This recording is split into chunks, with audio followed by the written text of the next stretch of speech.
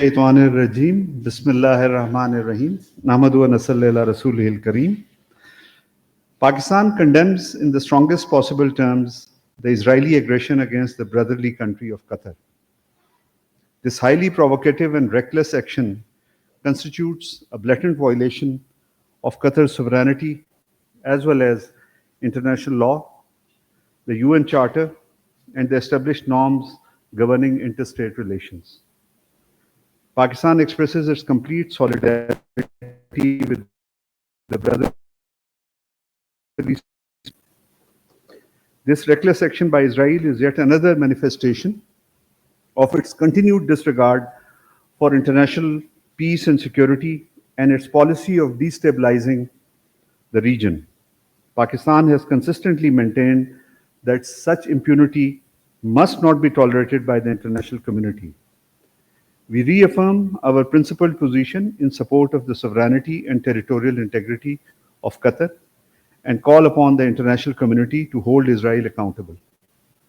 Pakistan will continue to stand shoulder to shoulder with the brotherly people and the leadership of Qatar in defense of their national sovereignty and security. Prime Minister of Pakistan, Mohammad Shahbaz Sharif, undertook an official visit to the state of Qatar to express solidarity with the people and leadership of the state of Qatar in the wake of recent Israeli attack on Doha.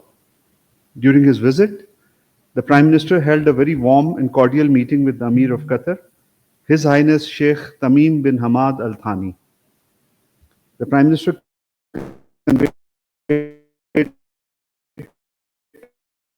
Pakistan September 9th, terming it a blatant and flagrant violation of Qatar's sovereignty and territorial integrity.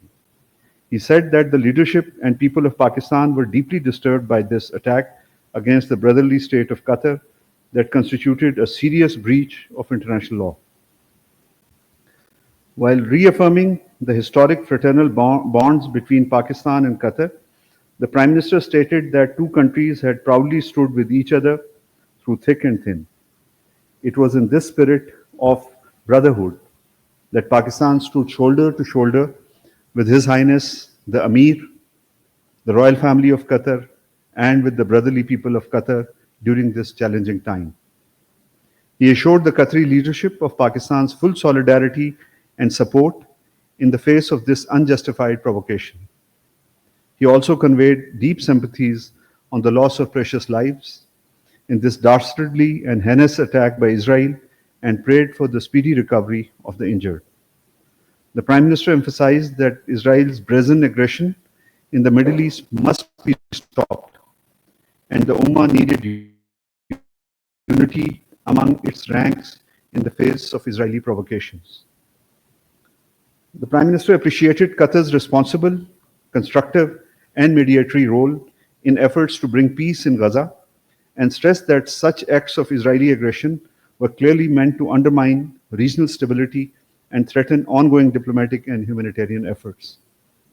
The Prime Minister said that at Qatar's request, Pakistan had requested for an emergency session of the UN Security Council to discuss the recent developments in the Middle East. He also welcomed Qatar's decision to host an extraordinary Arab-Islamic summit on September 15th and said Pakistan had indicated its willingness to the OIC to co-sponsor and co-convene the summit. The visit reaffirmed the deep-rooted brotherly ties between Pakistan and Qatar and their shared commitment to peace and stability in the region. At the request of Algeria, Pakistan, and Somalia, the UN Security Council convened an urgent meeting on the aggression against Qatar.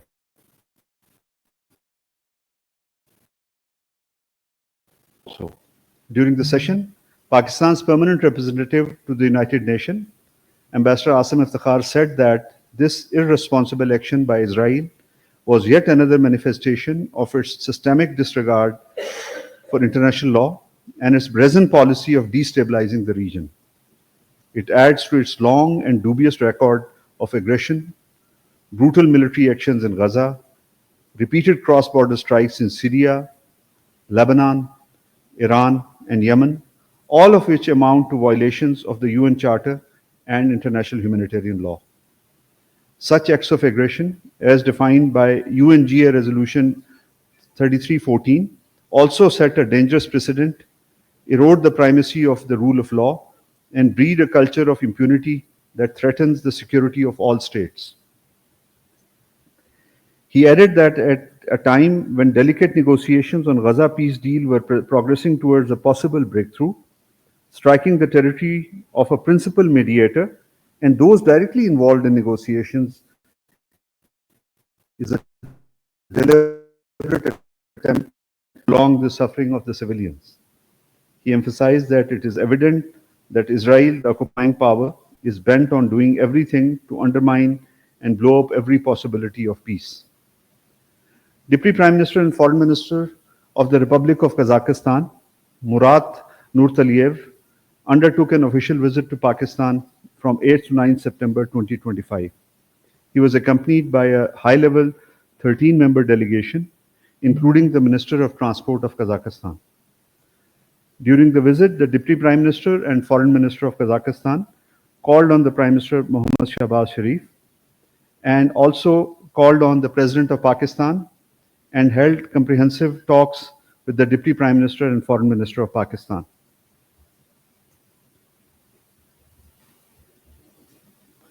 During the delegation level talks, the two sides reviewed the entire spectrum of bilateral relations. Discussions focused on enhancing trade and investment flows, expanding agriculture cooperation, advancing collaboration in information technology,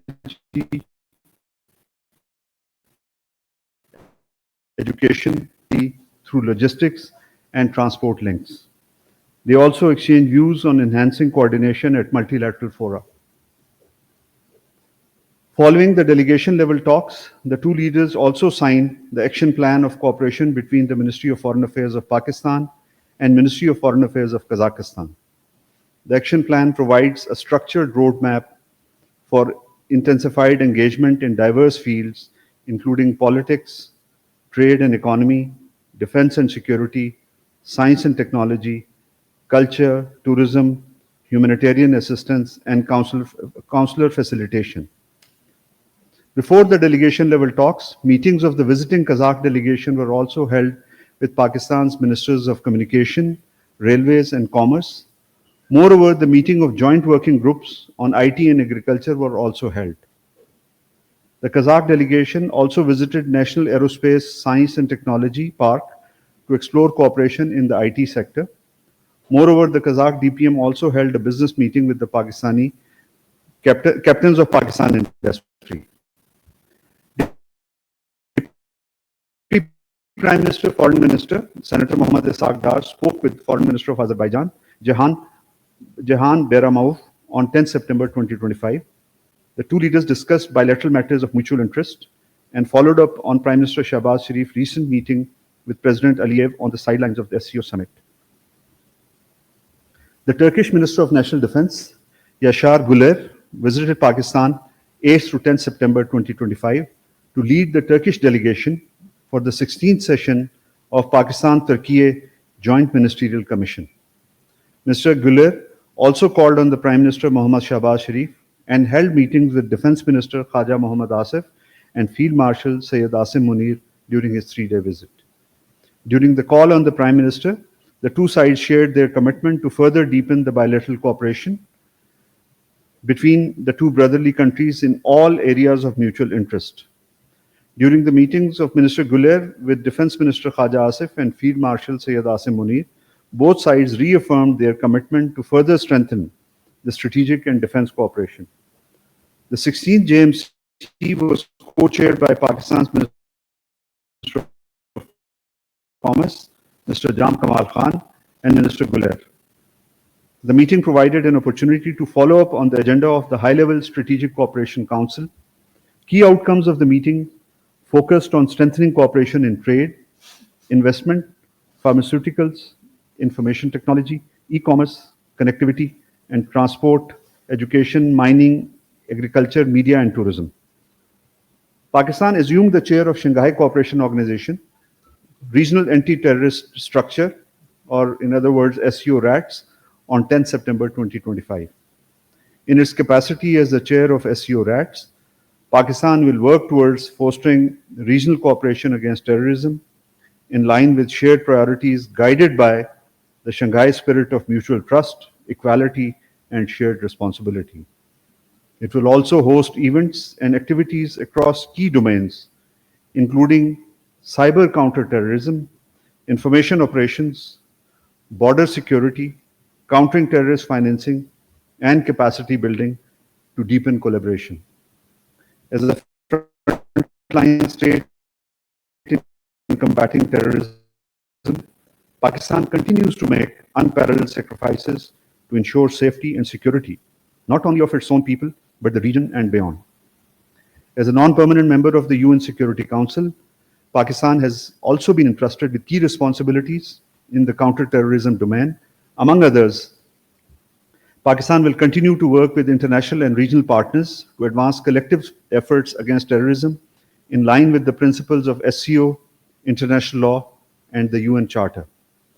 Pakistan is deeply grieved at the loss of precious lives in Nepal. We convey condolences to the bereaved families and offer prayers for the swift recovery of the injured. We trust that the resilience of the Nepalese people will shape a future marked by harmony and renewed hope. The people of Indian illegally occupied Jammu and Kashmir continue to face different oppressive measures by Indian authorities. Grant of bail has once again been denied to prominent Kashmiri leader, Mr. Shabir Ahmed Shah, who has recently been diagnosed. The local authorities arbitrarily decided to take over 215 private schools run by Falah-e-Aam Trust. These coercive steps are a clear manifestation of the high-handed approach of the Indian authorities. We urge them to respect the fundamental rights and freedoms of the Kashmiri people and grant them their inalienable right to self-determination as enshrined in relevant UN Security Council resolutions. Mr. Shabir Ahmed Shah and thousands of other Kashmiri political prisoners should also be released. Thank you very much. So the floor is open for questions. Ji, Mateen Saab.